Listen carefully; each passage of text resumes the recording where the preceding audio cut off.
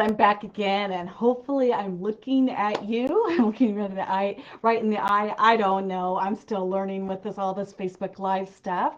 Now, I hope you guys are having a great holiday. Had a great holiday, doing well. I know my Christmas here was very peaceful, and my children were laughing a lot, so that is all good. I hope yours was as good as mine.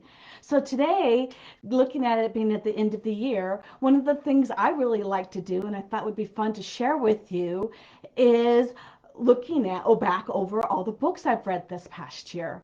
Now, I have to admit, I'm in a competition with myself, and in 2019, I read more books than 2020. And I was not happy about that. I'm wondering, what on earth happened? I have been home since March. Why have I not read more books? Now, I think there might be several reasons. One, in 2019, I was in the university getting a second master's, and so therefore I had that extended pressure. Also, I was in a lot more book clubs because we were meeting, and I was driving all the time. So I don't know. I've read a lot less books, but right now I'm doing a mad dash to at least try to get it to 14,000 pages read instead of 13,000 because, 13's unlucky, and I don't want to end the year with bad luck. Now, my husband thinks that's totally crazy and I'm way too superstitious. But anybody from my family, they get it. They understand that superstition against 13. So anyway, looking back at all the books, I have my all-time favorite business book, and I want to tell you a little bit about it. And it's called Atomic Habits. It's probably going to show up backwards, but Atomic Habits by James Clear. Amazing book. But before I tell you about it, you need to know about the precursor of the book, and that is The Power of Habit. Now, The Power of Habit came out in around 2012. It was published.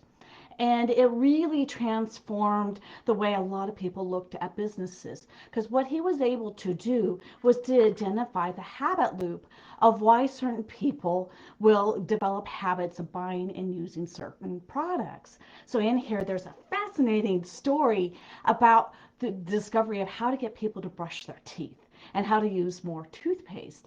And they have found, according to the story in the book, that if you get that little tingle clean feeling after you brush your teeth, people are more likely to brush their teeth more often. Therefore, they buy more toothpaste. And so that is one of the landmark things that he was able to establish, was to identify the habit loop and how to work it in marketing, how to work it in business. He also came up with the concept called keystone habits. It's one of those habits that if you can adapt it and apply it to your life, it changes so much in your life. Oftentimes it's a health habit or something like that. And if you can get that under structure, then all of a sudden other areas in your business will improve. So that's what Charles brought to us. And that was the establishment of this. And what happened is Atomic Habits is the additional work. He's took what was happening in The Power of Habit and he went even deeper. And he's dived into some amazing information and research that he does. So one of the things that he discovered is that if you improve your habits just by 1%, you can have a huge attrition and it will start exploding and things start moving better in your business and in your life. And so just by trying to change 1%, he has some great stories in here, how people started winning the Olympics and how they started doing really, really well, and how that strategy is amazing and can really help move people forward. So thinking about the new year, developing where you want to go with your business, your life, thinking about, maybe I can change my habits just by 1% today. What would that 1% look like?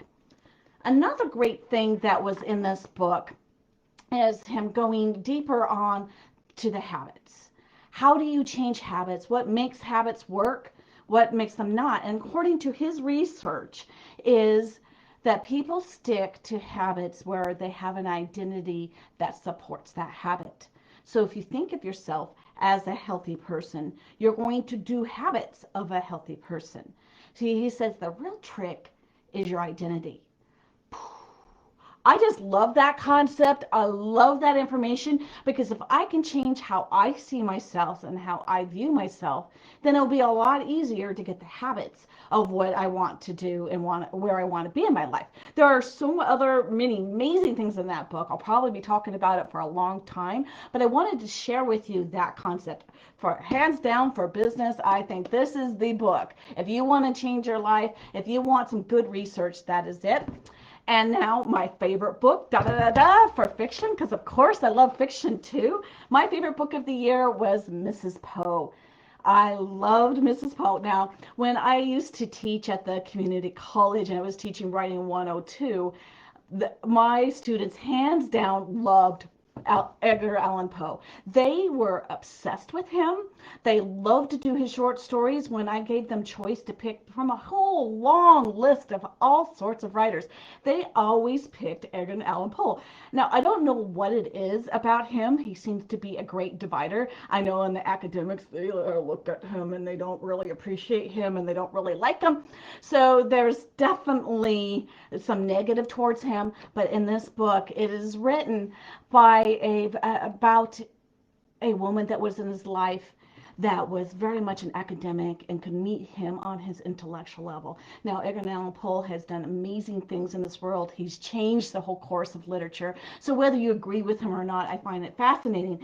But I loved how in this book she did some heavy research of other famous authors in the 18th century in America. She writes with such lyricism and it's beautiful telling. The plot line is it keeps you going. So that's my favorite book. I would love to hear what your favorite reads were for this past year, and I look forward to reading those too. And until next time, you have a great day. All right, talk to you later.